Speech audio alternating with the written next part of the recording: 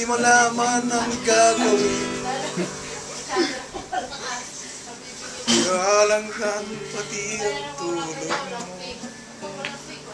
At sa gabi napupuyat ang iyong nanay kapag timpla ng milk mo.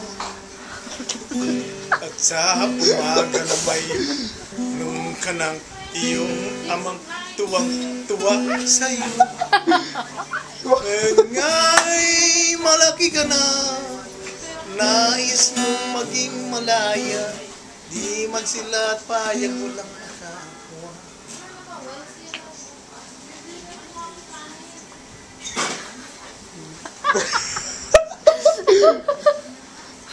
Nga'y malaki ka na. Wala ang pik ng ate. Saan nagpunta? Nalaglag. Bumligi.